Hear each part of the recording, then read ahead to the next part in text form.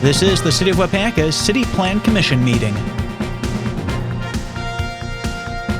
All right, welcome everybody to our City Planning Commission meeting tonight. We actually have a couple of public hearings that we need to take care of. First of all, and so we'll do those at this time. I'll call this public hearing to order for the conditional use permit for Fox Valley Technical College Foundation Incorporated at 1979 Godfrey Drive. We have in attendance, we have Veliker, Fair, Barron, Smith, Wayne, Olson, and Lesage, and then we have staff, Garrett Raku and Aaron Johnson. So the first conditional use permit is Fox Valley Tech, as I said. Jared, you want to just explain what this is about? Yeah, of course. So this is these are a couple final items for the cleanup of the River North zoning project that we were working on. So recently, Fox Valley Technical College switched their zoning from I-2 to a business district. In that business district, the schools, colleges, universities, land use is a conditional use. So they are just coming through for that conditional use to finalize this cleanup on their property. Obviously, Fox Valley Tech has been operating as a college university school for quite some time, so there is no change in use. It's just bringing them into compliance with their new zoning. All right, thank you. So at this time then, we will take testimony in favor of this conditional use permit. If you'd like to give testimony in favor, step up to the podium, give your name and address for the record, limit your time to 3 minutes or less. Any testimony in favor of this conditional use permit? Any testimony in favor? Hearing none. Any testimony in opposition? Any testimony in opposition? Again, hearing none, I'll declare this hearing closed at 5:19 p.m. Let's go to the conditional use permit for Carousel Gymnastics LLC, which is 1906 Godfrey Drive. Sure. This is a similar instance, cleanup from the zoning project in the River North area, except this one is for Carousel Gymnastics. They were zoned from I-2 to B3. Their land use does require a conditional use permit, so they are coming forward with that request to bring their property into compliance. All right. So again, this is a public hearing. We'll take testimony in favor of the conditional use permit for Carousel Gymnastics LLC. Step up to the podium, give your name and address for the record, and limit your time to 3 minutes or less at the podium. Any testimony in favor? Any testimony in opposition? Any testimony in opposition? I'll declare this hearing closed at 5:20 p.m. Let's go right into the city planning.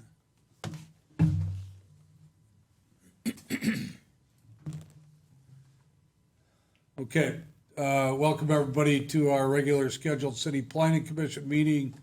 Today is Wednesday, September 7th, 2022, and it's 5:20 p.m. I'll call this meeting to order. In attendance again, we have Commissioners Veliker, Fair, Barron, Smith, Wayne, Olson, and Lesage, and then we also have staff, Aaron Johnson and Jarrett Raku. You have an agenda in front of you. I don't think there is no additions. It is what you have here, so we just need a motion to approve. Move to approve. Second. Motion by Olson, second by Fair, that we approve the agenda. Any discussion? All in favor signify by saying aye. Aye. Against, say no. Motion carried. We have minutes from the July 18th, 2020 meeting, public hearing meeting, and then also the July 18th, 2020 meeting minutes, and then also our August 3rd public hearing and August 33rd meeting minutes. Again, we like to approve these so that we can place these on file. So unless you see any changes, we would accept a motion to approve. I'll make a motion to approve. Second. We have a motion by Wayne, second by Lesage, that we approve these minutes. Discussion. All in favor signify by saying aye. Aye. Against, say no. Motion carried. Action items, conditional use permit for Fox Valley Technical College Foundation, 1979 Godfrey Drive. I'll turn this over to Jared.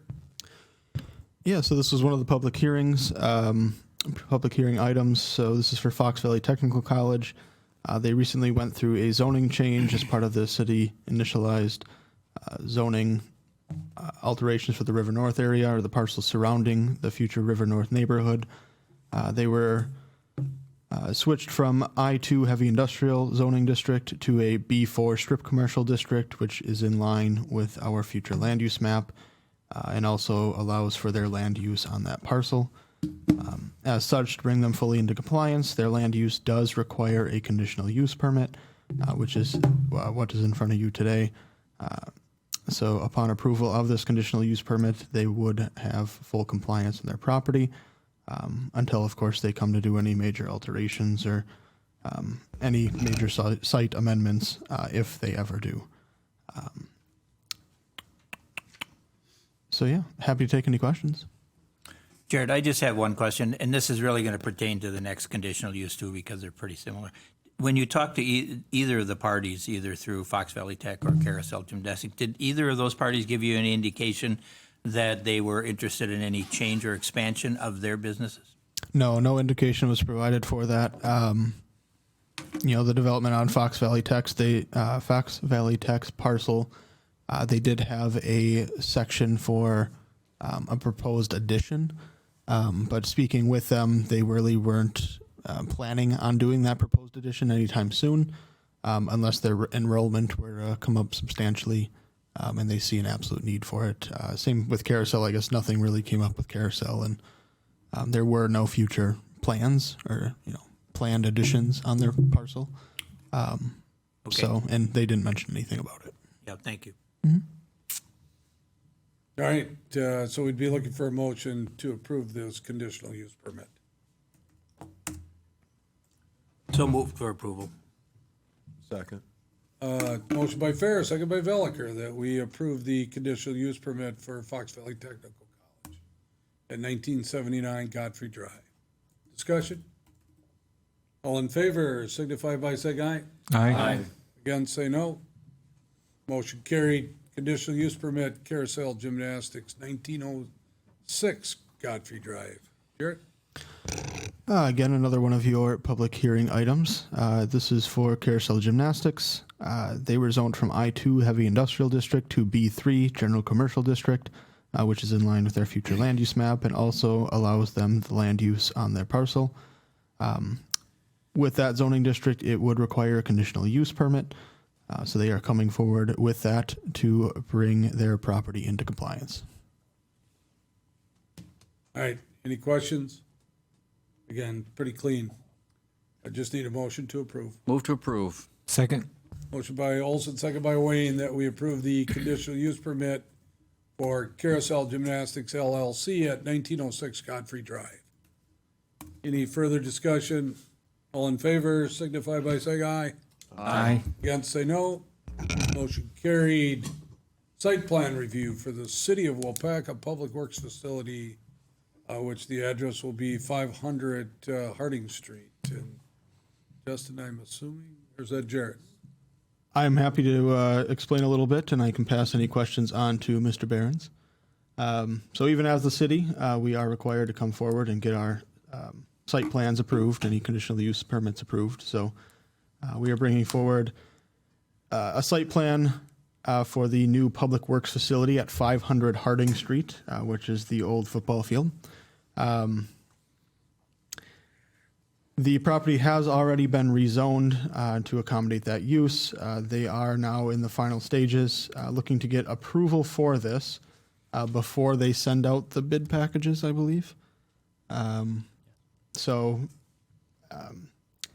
going through everything. Everything has been talked about and worked through. Any items that were questionable, or just we want to make sure that they are being done or finalized in the end, have been noted as conditions. Otherwise, everything was pretty clean and kosher. Happy to walk through the plans with everyone if they'd like. Otherwise, tried to outline all of the requirements, color-coded throughout my report. And then the plan and renderings have also been attached. So happy to take any questions. Otherwise, if Justin would like to add any more or field any of the questions that are provided, he can do so.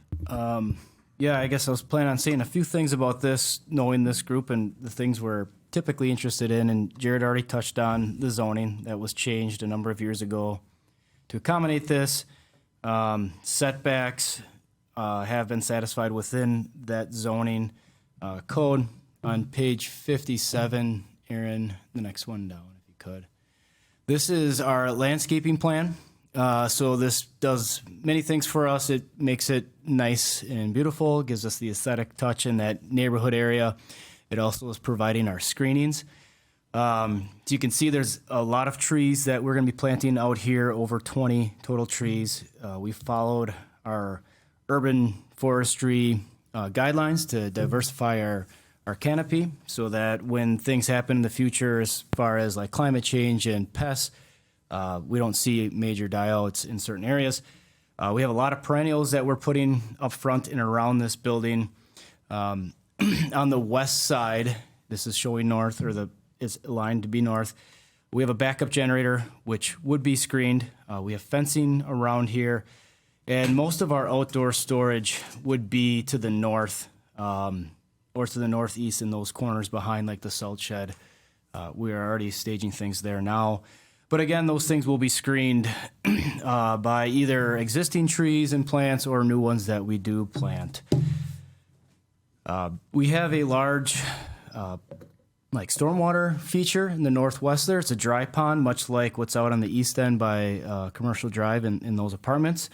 We're using the same natural wildflower seed mix in this basin that we have used out on the east end, so following those same guidelines. Much of the site has seen changes already. We've removed the bleachers, a few of the other structures, and more is to come. One last thing, like the dash square just the west of the building, that's a planned, or not really planned, but it's a future expansion for solar panels, just giving us the option in the future if we do explore that.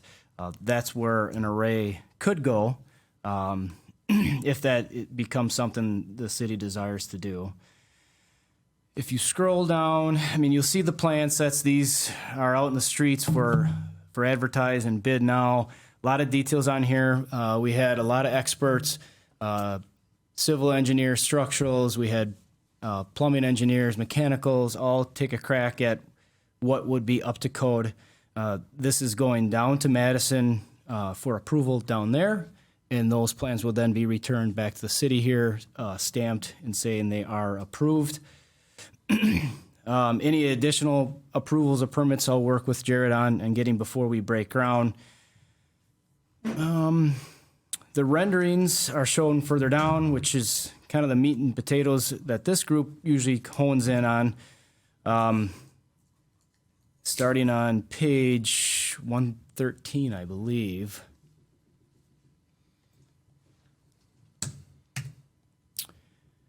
So this is, if you're standing in the middle of Harding Street and Michigan Street looking northwest, this is what the building will look like in the future. So the pavement of Michigan Street is pretty much going to remain the same. The gravel lot that is there now for the old football field will go away and will replace with a building, and of course all of our beautiful landscaping. These trees and plants that are shown are a few years down the road. We'll plant them, at a younger age, and they'll grow into the site. The colors of the building were chosen from our branding guidelines. We were given several options to choose. This is one that everybody kind of favored. You can see the aesthetics, of the building are such that it's breaking up the industrial side of the building. So we do have some masonry in the front. We have some offset windows. We have blue. We have some awnings. Of course, a lot of windows down the side. So it is basically an industrial type building because that's our use. We do a lot with our trucks, maintenance, repairs, all those sort of things. But however, we threw in what we felt was enough aesthetic elements to break it up. It should match Peterson's to the east. There's a strip mall to the south, and then of course there's residential around to the west. So we were cognizant of all those around us to put up a building that was functional, but also was not an eyesore. If you scroll down, Aaron, please, thank you to the next one. This is just further north up on Harding Street, looking more towards the rear of the building. If you look at the metal part where the small door is, there is actually a couple different types of steel exterior there. So again, just kind of breaking it up and giving a little bit more of an aesthetic feel. To the north, the bigger section, that's our repair garage. And that is made out of concrete panels that are precast, brought to site, and then we tip up. They have exposed aggregate on most of it. There is a smooth part which we'll paint, and it kind of breaks it up again. Windows, again, up on top. But we needed to have an vertical clearance, so when we're working on our larger vehicles, whether we tip up a box or put them on a hoist, we needed that. Plus, there's a structural component to the concrete over the metal building. If you scroll on the next one, just another angle, another view, just showing the various windows, again, to kind of break it up. One more, please. This is on Harding Street, looking directly west. That door that gentleman's walking into is our vestibule, our entryway. This will be a secured room for site safety reasons and, for that sort of thing that we're working with all of our buildings. Much like the PD, anybody can walk into this vestibule and pick up like a phone or push an intercom button and talk to whoever they're there trying to reach, whether they have an appointment for a meeting or if it's just somebody from the public wanting to let us know about a pothole or anything that's going on, or they have questions or concerns. And then finally, the last rendering is just further up Harding Street to the north. There's a service door down there that leads more to like our shop area. The water department would be using that door quite a bit with their meter, coming and going with their meter calls. Offices are directly behind the windows a little bit to the north there. And again, well, you can see we will have a fenced in area, so the whole site will be secure.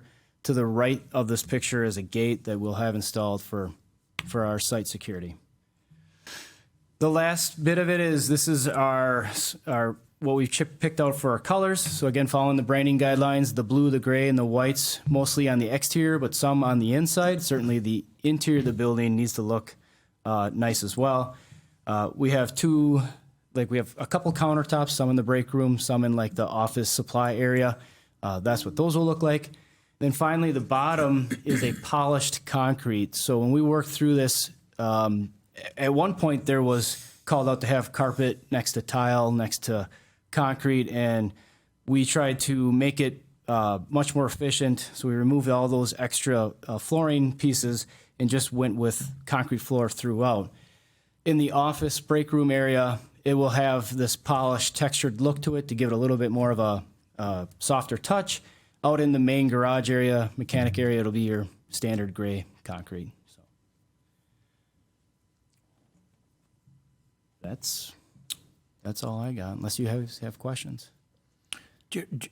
Justin, Jared mentioned about the bid package. When are you expecting maybe to have a bid package? And maybe more importantly, when would they be due back approximately? Yeah, and actually I misspoke. They are out on the street. They were put out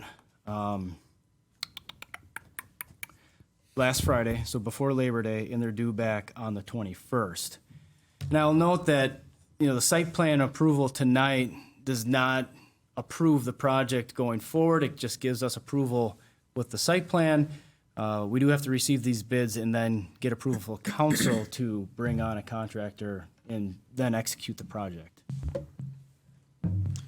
And I'll note any major changes that may come about may be brought back to Plan Commission. Otherwise, any minor changes, just small tweaks, would just be approved internally just to allow the process to continue on. And Justin, just remind, I know it's been a while since we've been kind of talking about this, several years actually. When this is up and running and assuming everything similar to what you propose here, is the Public Works going to abandon all the present buildings they're using now? No, so the water garage right now is just off of Harding Street. That will get demolished. That'll stay up during the majority of the build, and those guys will transfer over to this building. That'll get demolished. Water Street Garage, which is just up north here, that has not been determined yet. Okay. And then the garage on Churchill Street, we're assuming that we will get rid of that one way or another, whether we're going to demolish it and then have a vacant site or see if we can just find a buyer as is. And then the other garage, which is down on Oborn, will just be reutilized. Park and Rec would like to move in. It fits them pretty well. And then the wastewater group, it's right next to the plant, would take some of that space as well. Okay, thanks. Henry, go ahead. Thanks, Mayor. In anticipation of maybe the fleet piloting electric vehicle or 20 years from now, if we're all electric, how does that play into the layout of the site? You anticipated that, I'm guessing? Yes. Yeah. So the layout, I mean, the vehicles will probably stay about the same size. That's not going to change a whole lot. So the stalls that we had measured out or laid out should be the same. We did talk about that, and we talked about including like additional hookups up front. And we decided against it in the long run because we don't have any right now currently. But the way the electrical is in this building, we can add on to that and provide that. We'll have, I believe we're going to have a 400 amp service coming into the building. So it's going to be plenty enough to add like a dozen charging stations.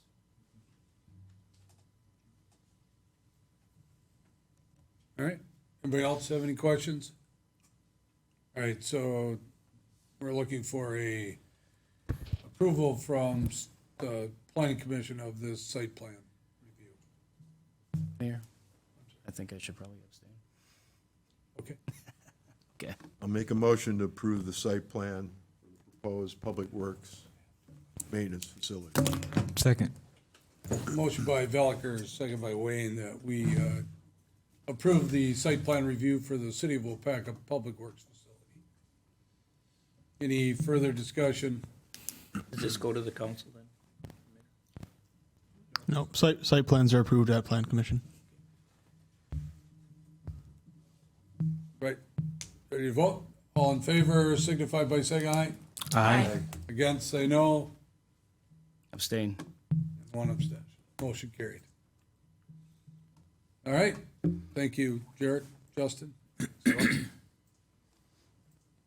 Next up, we have the 6-month review for the conditional use permit for Home and Away Ministries as it pertains to their property at 705 West Fulton Street. Jared? Thank you very much, Mayor. This item starts on page 119 of your packet. So originally when the conditional use permit for 705 West Fulton Street, which is Ruby's Pantry, came forward, a condition was placed on the report that stated, I will read it. The conditional use permit shall be reviewed by Plan Commission at 6 months, at which time the conditional use permit can be altered or approved and sent to Common Council for final approval. So with that condition, really it was just set in place for the city to review the use given its location, its the surrounding elements around it, to ensure that no negative impacts were going to be occur with this use going in that location. So over the past 6 months, a little longer, we have monitored. I've occasionally checked in with DPW, the police department.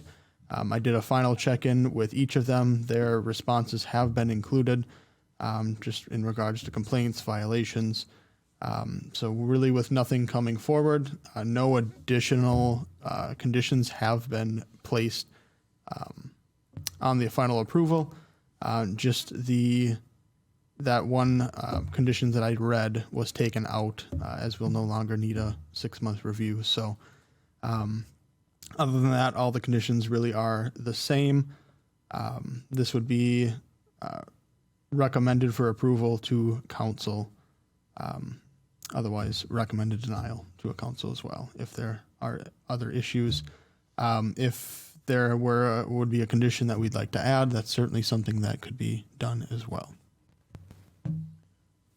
Jared, when you say recommended, if we were to recommend, would we put a time frame on like we did the last time for review, or would this be a recommendation without a review? No, recommendation without a review. So it would just be as a normal conditional use permit now, no reviews. They do have, obviously, the conditions placed in the report already, and we have our normal zoning ordinance that would protect against DPW ordinance, traffic ordinance that would protect against any issues that may arise. But with no issues that have come up in the past 6 months, it would just be a full recommendation. Okay, I got a question. yeah, go ahead. So then no future review, but we could trigger a review if they renovated or did something substantial to the property. Yep, if there's any changes to the property, any use changes or additions or building additions, then at that point they would need to come back for a new conditional use permit or an amended conditional use permit that would reflect their new operations, new building, new whatever, et cetera. If it's a minor change, like they're changing something interior, the way they operate that way, you won't see it come back. But any major site amendments or major amendments to that conditional use permit, they would need to come back.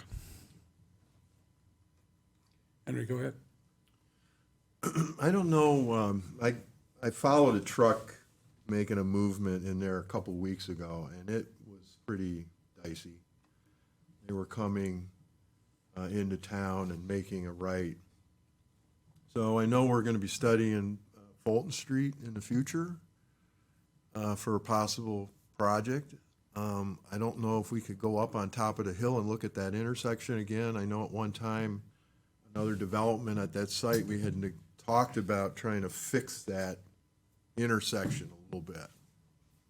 And and they own the property, if there's some possibilities, I don't know. That movement was, because we kind of went into that left turn lane before they went into the parking lot. Again, there's not a ton of trucks making that movement in a day, but, if they're coming through on a busy hour, it creates a conflict, I think. So I guess we got what we got, and we can't do anything about it right now, but as we think, maybe we can work on that and improve their access and improve the safety of that site, or that corner intersection. So the Fulton Street project is just shy of that. It's from Hillcrest down to Maine. So that would be just beyond that limit, but Fulton Street comes up now and again because of traffic issues. And with additional grant funding coming along, I would anticipate that is probably something that would happen in the future. So I would say, yeah. I mean, eventually we'll probably get around to looking at that whole entire stretch all the way to 10, a little deeper. It's good to see the building used, because that could have been a major white elephant, for sure. Right. Well, and that was the whole idea behind the 6-month review is to keep an eye on additional traffic that was going in and out of there, along with some other items too. And, although you had one situation where, they had to turn in there, I have not run into that, or I have not heard anybody that has commented on it at all. We do know that if you own a building, you're going to have traffic going in and out, but if we could improve that area, I agree, that would be a nice addition coming into our town. Jared, did you have any discussion before tonight's meeting about the 6-month review from anybody from Home and Away? Nothing specifically from them. Yeah, So I guess nothing. You didn't pick up on any changes that that may have, I know in the last 6 months, nothing's changed, but as far as you know, nothing in the future has changed from your perspective? Not from this point. I'm sure they could be discussing internally, but that's nothing that was shared with the city.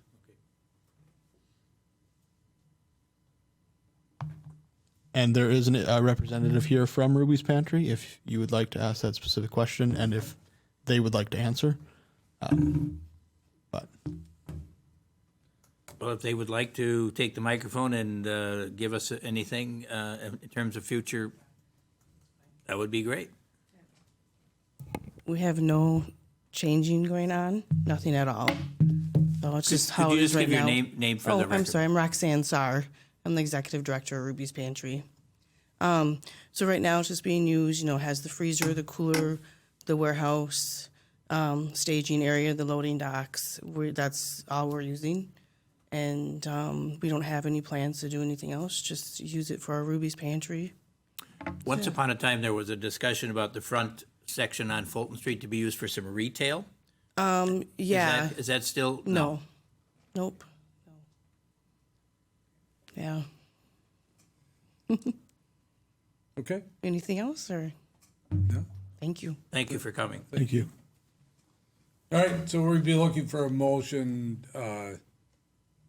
on this 6-month review. So basically what we'd be doing is approving the conditional use permit by eliminating the 6-month review is what we're doing. Essentially. Okay. I'll move we approve what you just said. All right. Thanks, Eric. Second. Motion by Olson, second by Wayne, that we approve this conditional use permit with eliminating the 6-month review. Discussion? All in favor signify by saying aye. Aye. Against, say no. Motion carried. Next up, we have a certified survey map for Michael Cook for 1948 Godfrey Drive, additional adjacent land purchase from the city of Waupaca. Jarrett, you're on a roll. Thank you very much. This one starts on page 139 of your packet. It does include a memo, just a little bit about what would be being asked for. This did come forward to the, I believe, Plan Commission and Council already, just as a preliminary approval. Both the Plan Commission and the Council did preliminary approve this. So really, the next step after that was for Mr. Cook to go out, get a survey completed, showing how much exact land he would like to purchase from the city, where the new property line will be. And then with that, we were able to calculate the cost. So per the surveyor, 10,348 square feet will be added to Mr. Cook's parcel at 1948 Godfrey Drive from the adjacent parcel owned by the city. At that rate, in the $30,000 an acre, the prorated cost would come out to $7,126.72. The little calculation is there too. So with that, the certified survey map will come to Plan Commission on today, be recommended to Council. Council will make a final decision on September 20th. If approved, the certified survey map will be signed, provided back to the applicant to be recorded, and then our attorney, city attorney, will draft the purchase documents and proceed with the purchase process after that. So just a little bit of the process. We do have Mr. Cook here. If you have questions for him, from my understanding, he has looked at his property. Parking, he would like to expand. There's always thoughts of possible building expansion, but at this point, I would just be to expand his parking lot along the east side, which is actually the property line that's being moved over. So to do that, he would just need some additional land. and that is why he's coming forward. The survey is on page 140 of the packet. I'm happy to take any questions. Otherwise, if you have any questions that would like to be directed to the applicant. Okay, anybody have any questions? Seems like it's pretty clear. Just looking for a motion to recommend to council this certified survey map. So moved for approval. Second. Motion by Farrar, second by Lesage, that we recommend to council the certified survey map for 1948 Godfrey Drive. Any further discussion? All in favor signify by saying aye. Aye. Against, say no. Motion carried. All right, next up, discussion items. We're gonna have some discussion on signage. Jared? Yes, and to the applicants that are in the audience, if you would like to leave, you certainly can. You do not have to stay for the rest. But you are more than welcome to. I just don't want to hold you. You know, Jared, you could take over the chairman's position pretty soon here. You had a long day, Mayor. I'm just trying to help you out. Yeah, so this one does start on page 143 of your packet. So this has been an ongoing conversation about signage. Just trying to indulge myself in the different sign applications that are coming in, the different viewpoints that are out in the community, trying to make sure we accomplish our goal of zoning of protecting property, residents, businesses, trying to protect the aesthetic of the community, while also not being cumbersome to the point that just businesses just aren't able to go through the process for signs. So one thing I've noticed, and it was a new section that we added in pertaining to window and door signs. So per the discussion with the police chief, there was a requirement that we were looking to establish for window and door signs that they couldn't exceed 25% of the window or door. That's for the visual into the sightlines into the building, especially on Main Street, but any building in general, just to make sure that there are clear sightlines. Taking a look at that and, the different signs that are going up and that have been applied for, there are quite a few that have transparent or clear backgrounds. There's really no great way to calculate a letter exactly, a bolded letter, the size of that.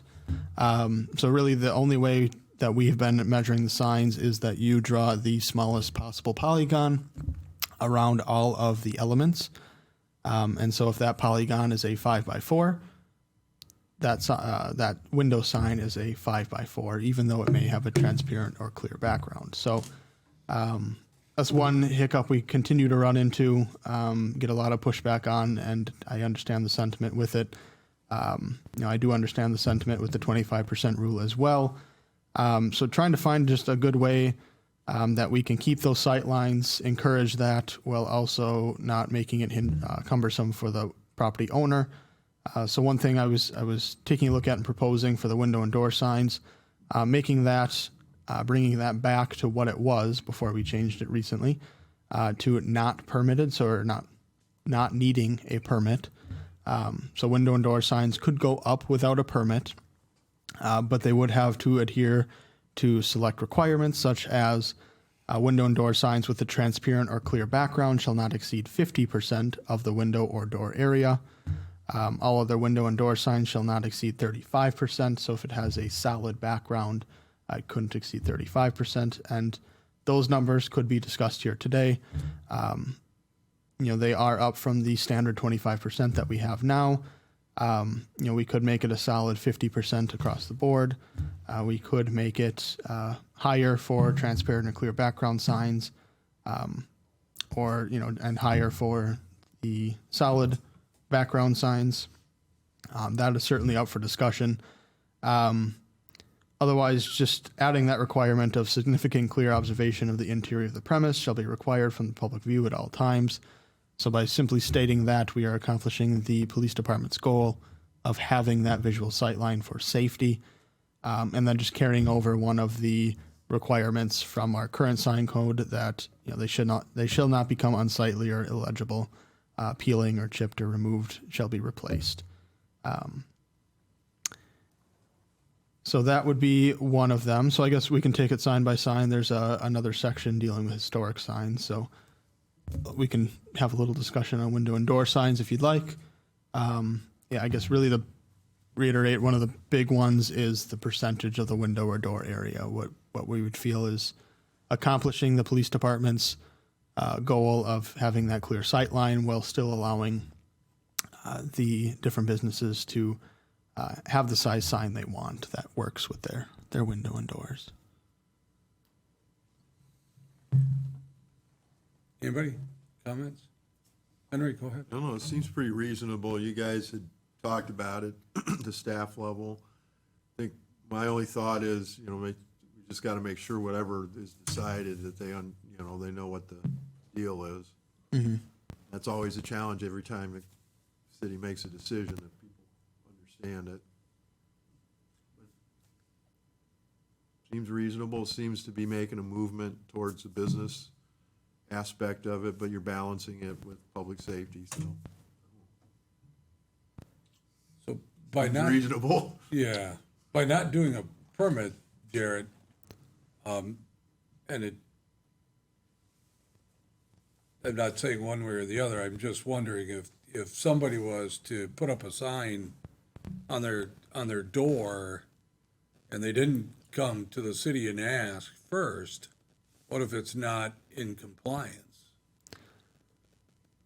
So that is where you're, getting into the issue then of, if it is not in compliance, they would be issued a, violation notice, correction order that it needs to come into compliance. The hope is if we do change this, that we will really get the requirements for each sign out into the community. So it is heavily known that you may not need a permit for it, but you need to make sure you are, you are ensuring that the size requirements are still being maintained. I'll say this is probably one of those items, again, that it's not going to be an active code compliance issue. So we're not going to be out there actively searching for it and measuring people's signs on their windows.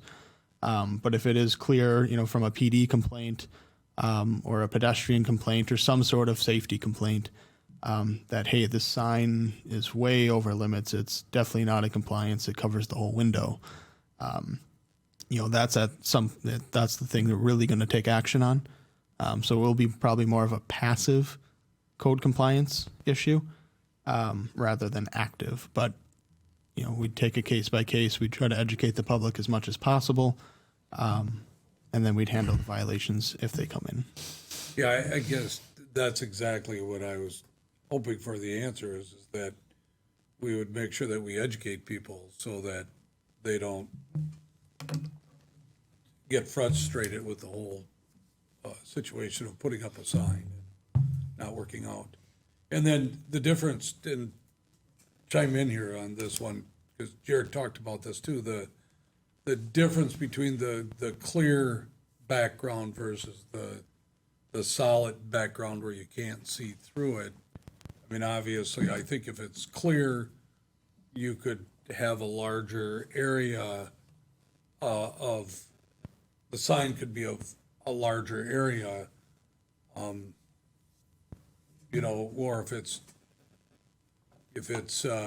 if it's dark behind that where you can't see through it, then obviously that does create an issue that the police department would have issues with. So again, I'm thinking even if it's 50% clear or even if it's 50% dark, you would think that the police would have the opportunity to be able to view through the window and see if there's anything that is actually going on.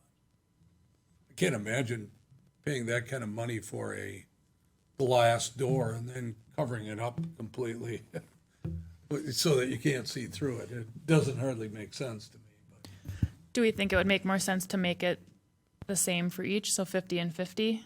Because the next condition does say that significant clear observation of the interior of the premise shall be required.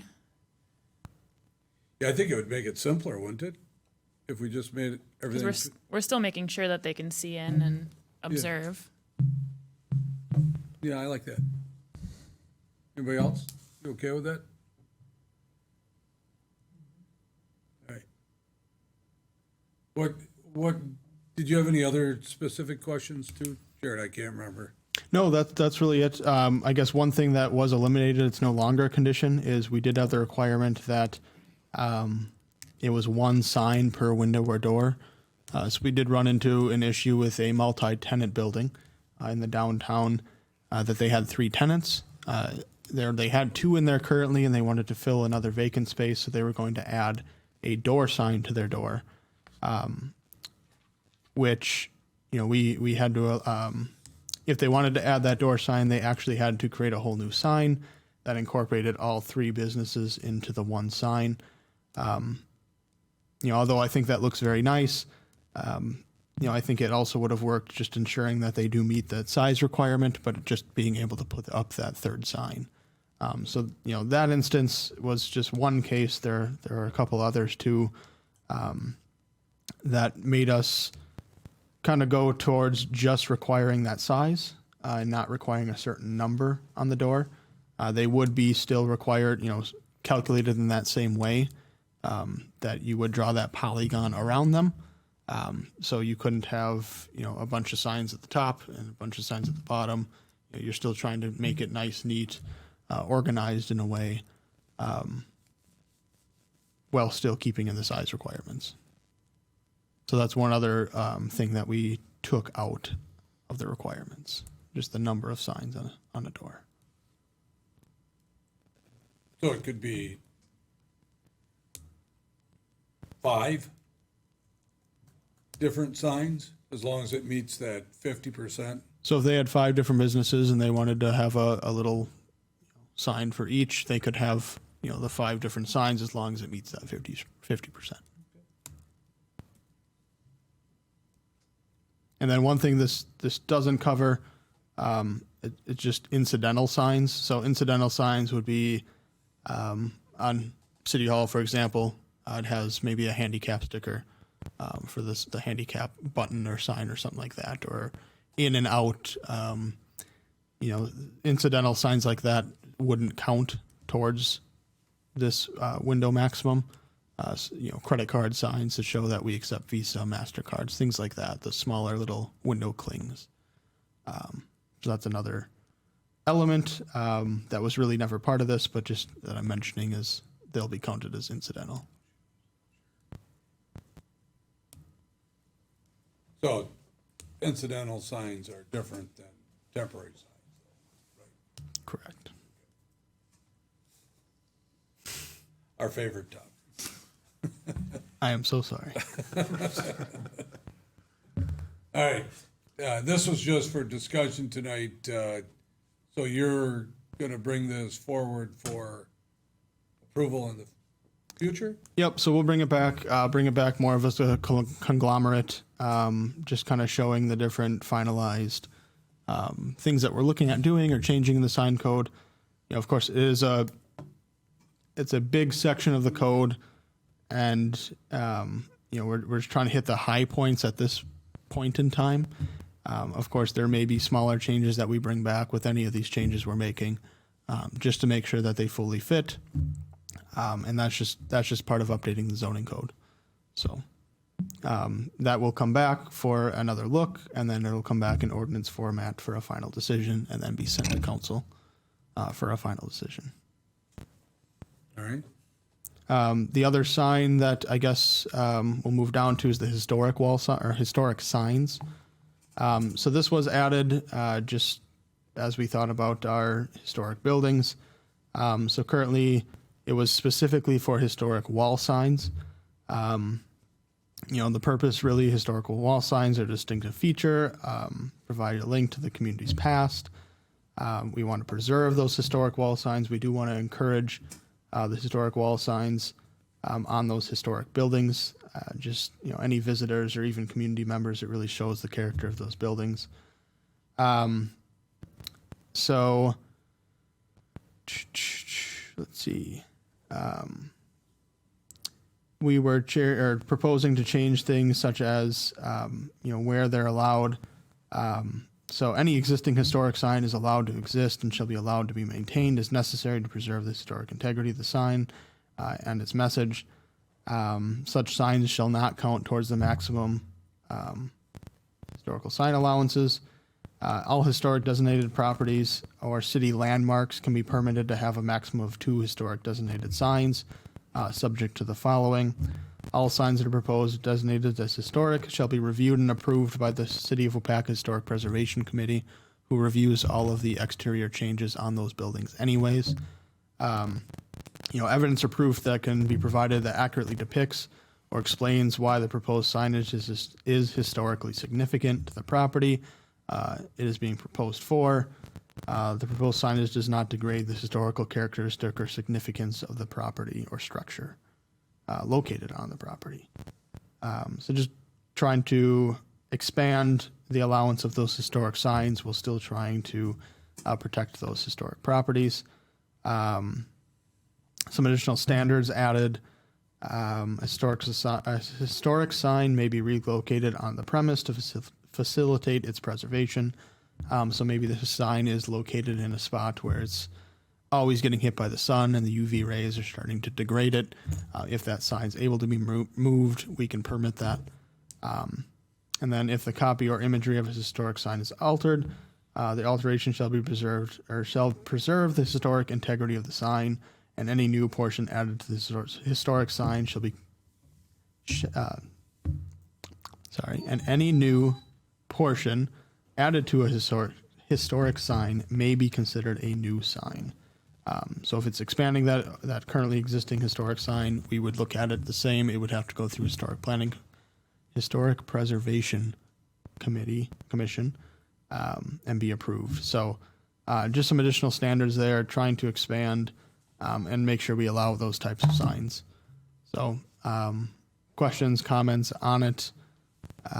It really doesn't pertain to a whole lot of buildings, but just making sure we leave it open to those that are historically designated.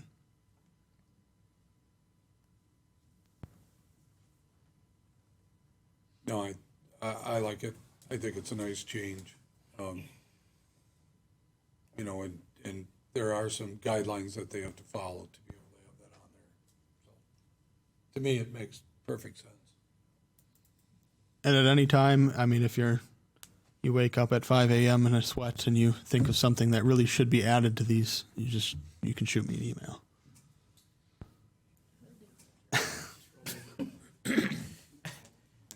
Sure what he meant. I'm not going there. You can do that too. So do we want to approve the changes? Or is this just discussion? Just discussion. Okay. Yeah, it's going to come back in an ordinance form with those changes, and then we'll approve it at that time. Just want to make sure that everybody's okay with it. All right, anything else with the signs? Nope, that should be it. All right, so we are back to internal site plan review and all of your reports. Yeah, I'll just kind of run through them. So the first report is on page 146. That is the internal site plan report. So it has slowed down a little bit for internal site plans. Certainly has not slowed down in the department in general. Some big projects we're trying to work through. Complex issues we're trying to work through with those potential developers. So that has been taking a majority of our time, so we are thankful that the internal site plans have slowed.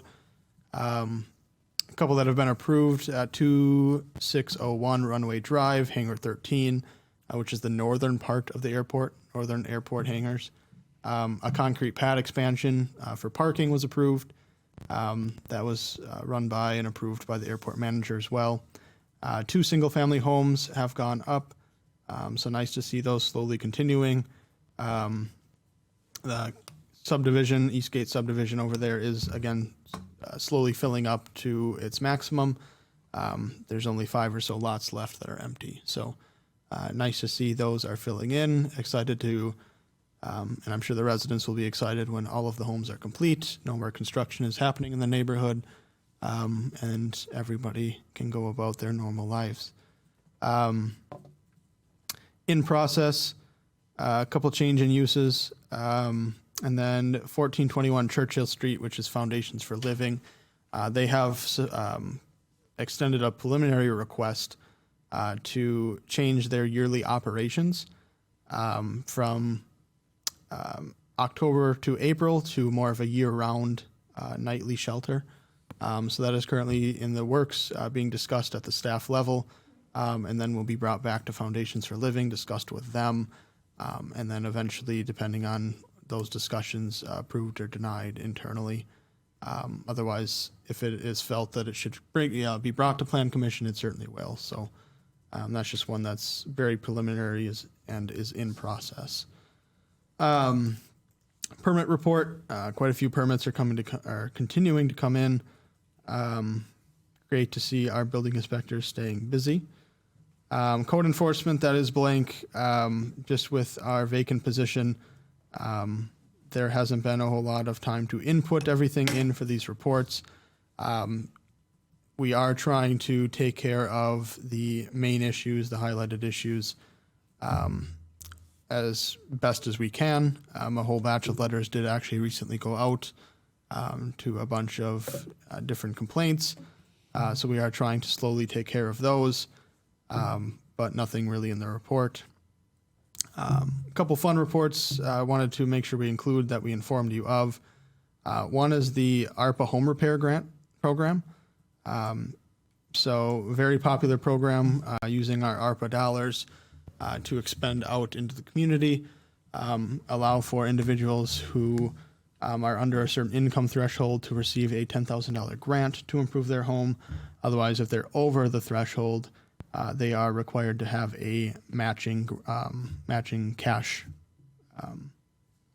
with the grant. So great to see quite a bit of interest. We did expend our $150,000 quite quickly for this year. You can see in a variety of projects on this report, page 153. Added the color coding down at the bottom. There are a couple that are pending on hold or have already been completed, so those are color coded accordingly. But just great to see. Figured you guys would want to see some of the projects that are occurring with this money. So next one is also a grant program. This would be the Main Street Bounce Back Grant, which is administered through East Central Regional Planning, and was actually from the state. So this is an opportunity for $10,000 to be awarded to vacant building storefronts on Main Street or in the downtown area. So far we have received 13, and you can see them listed here. So feel free to drive past those addresses, check out what they've done with that grant. Great to see businesses in there and filling those vacant storefronts. So just wanted to give you guys a visual, a table of all of those projects that have come to fruition, partly because of that money, as well as our downtown incentive grant program for the facade and interior renovations. The 13, was that applications or awarded? 13 awarded. That should be a list of 13. Yes. 13 awarded. There were quite a few more applications, but they just did not meet the requirements or were, denied due to reasons I have not made myself aware of. Again, administered through East Central Regional Planning, so they really handled a majority of those applications. Jared, are those, excuse me, is the money for those applications, this group of 13, but has that money now been depleted, or is there more coming down? There is more money available. So, one of the main requirements is that the storefront needs to be vacant. So, unfortunately and fortunately for us, we have filled a lot of those vacant storefronts. So we really don't have too many that would be eligible, which is, again, good, but everybody loves free money. So, if there is somebody that you guys know that does have a vacant storefront yet, and that has not applied, encourage them to do so, and see if they can get awarded that grant. Yeah, the good news with that, I saw you, Henry, but the good news with this bounce back is that City of Waupaca has gotten more than their fair share. I shouldn't say more than their fair share, but they got a higher amount of it than other communities have. So, Henry? Well, that's a good thing, right? Yeah, absolutely. You know, so I guess credit the staff for being aggressive on it and getting it out there.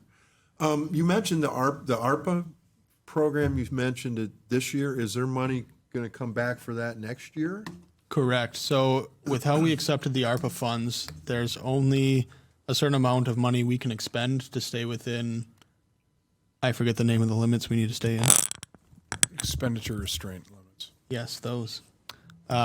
So 150,000 was that safe number that our finance department determined we could expend. So I believe we plan to expend 150,000 every year that we can until it runs out. What is our allocation? Well, the amount that we're allocating towards this is 600,000. Oh, wow. So, yeah, there would be Awesome. 4 years of it. Cool.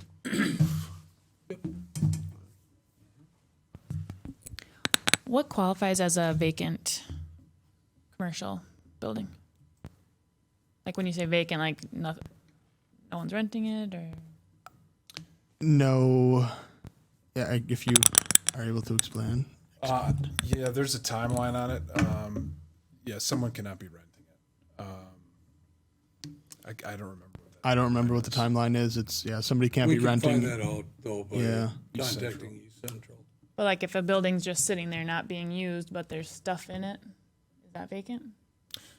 Yeah, if it's not in use if it meets that timeline, which we can get you, that would be considered. Yeah, if it's not an active use, I mean, if there's just stuff sitting in it and they've been unable to operate the business, or I think 6-month time frame, or I forget what the time frame is, but they had some time requirements. And would you like me to shoot you that Yeah, I information and would. get that? Thank you.